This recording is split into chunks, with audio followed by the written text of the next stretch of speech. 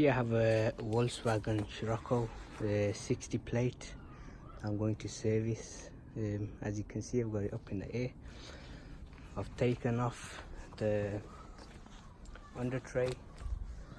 I just did the air filter. Air filter is a Torx screw, so I've done that bit.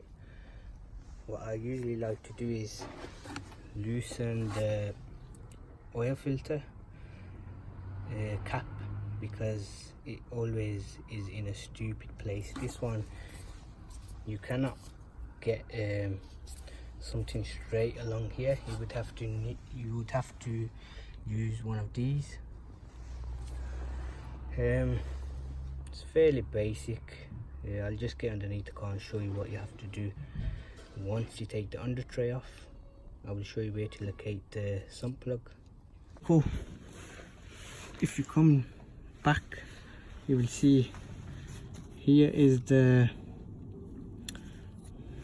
what do you call it, sensors for the sump.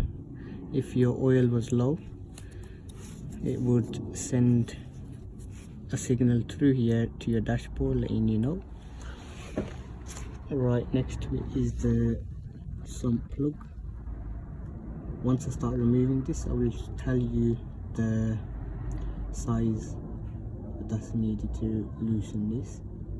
So I can confirm that was a 19mm socket. I always tend to put something around it just in case the worst does happen. You don't want to leave no mess wherever you are working. Also, I've got one of these that I bought for £8 from Euro Car Parts. This saves me a lot of time trying to find a bucket. It does the job. About 5 litres, I believe, and most cars do hold 5 litres, if not 6. You can get like a empty bucket, obviously. So that's it. Tighten the sump plug, undo the oil filter, get the new filter in. Obviously put all the rubber bands on that go onto there. After that, you're done, more or less. Thank you for watching.